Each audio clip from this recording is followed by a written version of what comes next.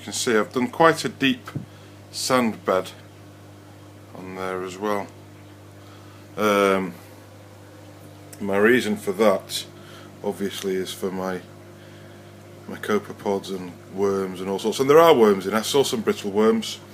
Lo and behold, there's always going to be worms in these things. I'm not so bothered. A lot of people say they're dangerous. You know, you can get creatures that predate on them, such as a wrasse, which I will do if I start to have issues. But as far as I'm concerned, you know, I've always had worms in tanks. They've come out of the live rock, obviously, because I haven't, you know, put them in there on purpose. Anyway, part of the game, isn't it? They're all critters, and they're only going to grow as much as I feed the tank, I suppose. So I'm not that bothered anyway. As far as I'm concerned, my experience with worms has been brilliant. They've always kept the tank clean. Of course, there's this misconception that when they die, they poison the tank. I've never experienced it yet, and I've pulled dead worms out that have got very old. So, you know, if you find them quick enough, you'll be fine. The water level on the Red Sea Max, you can get it. I haven't got very good lighting. Well, there you go anyway. You can just about make it out. And there we go, it's half, as you can see.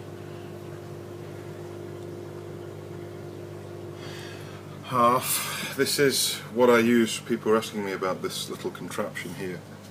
I forgot what it's bloody called, but basically it's a magnifying glass which allows me to look at microscopic light and, you know, copepods and the things, you know, small little critters that you can basically magnify massively, and then you can attach it to your iPhone or your iPad or whatever, and you can take some fantastico pictures. There are no corals introduced at this stage. I haven't introduced any corals. I can do. My readings are within the perimeters.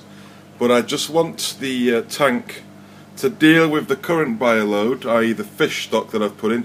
2 Perculars, 1 Goby Watchman, 1 Lawnmower Blenny, wherever that is, 1 Pygmy Angel, and don't give me lectures about those because I've had them in reef tanks before with no issues. I don't know where on earth he is at the moment. Like I said, a Lawnmower Blenny, and 3 Chalk Basses, of which 1 is there. Oh, there we go. We just had a glimpse of the Pygmy Angel.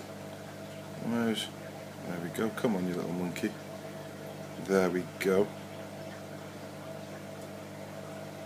Where's he gone?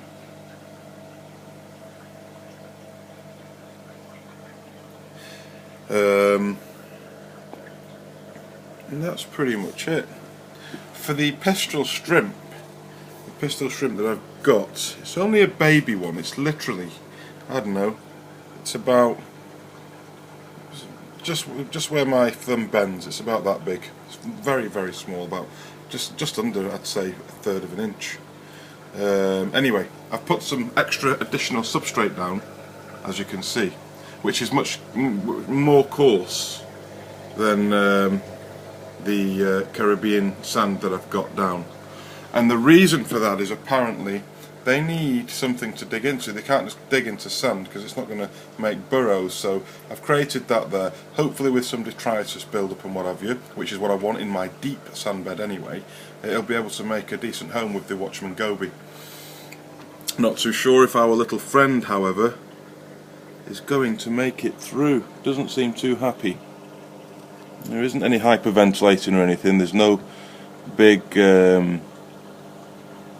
gasps for air or anything like that, but I just wish there was some way I could get him to see the pistol shrimp down there.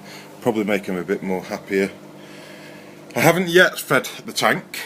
I've dropped in a few tiny little pellets which haven't had any effect. I've got a brittle star in there, as I said. The brittle star hasn't come out yet, so obviously these guys are all just settling in. And it's been over the course of the past week that I've introduced all of these fish that I've got here, which again isn't many. I think it comes up to about 8 fish, and they are all pretty much juveniles, so I won't accept any arguments of people saying, you know, you're overstocking the tank.